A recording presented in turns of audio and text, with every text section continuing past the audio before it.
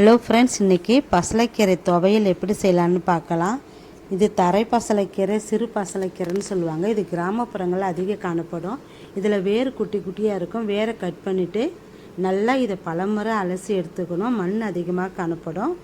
அலசி வச்சுடுவோம். அடுத்தது கத்திரிக்காய் முருங்கைக்காய் கிரேவி எப்படி செய்யலான்னு பார்க்கலாம். ஒரு வாணலில் எண்ணெய், கடுகு, ஜீரகம் சேர்த்து கொஞ்சம் கருவேப்பிலை சேர்த்து கொஞ்சம் வெங்காயம், பூண்டு சேர்த்து நல்லா வதக்கி விட்டு கட் பண்ணி வச்சுருந்த தக்காளியும் சேர்த்து நல்லா வதக்கிடுவோம்.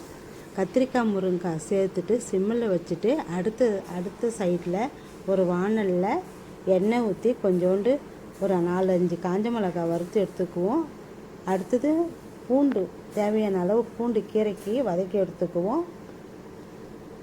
அடுத்து கீரையை சேர்த்து நல்லா எண்ணெய் கொஞ்சம் தேவையான அளவு எண்ணெய் ஊற்றி நல்லா வதக்கி விடுவோம். இது மூல நோய்க்கு இந்த பசலைக்கீரை மிகவும் நல்லது. கண் பார்வைக்கு நல்லது.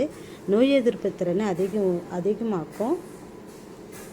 முருங்கைக்காய், கத்திரிக்காய் வதக்கி விட்டு மஞ்சத்தூள், உப்பு சேர்த்து நல்லா வதக்கி விட்டு குழம்பு மிளகாத்தூள் சேர்த்து தேவையான அளவு தண்ணி சேர்த்து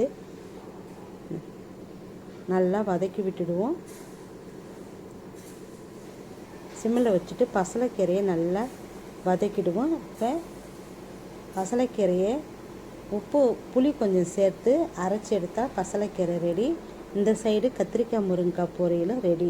இந்த வீடியோ பிடித்திருந்தால் லைக் பண்ணுங்கள், ஷேர் பண்ணுங்கள், சப்ஸ்கிரைப் பண்ணுங்கள். தேங்க்யூ.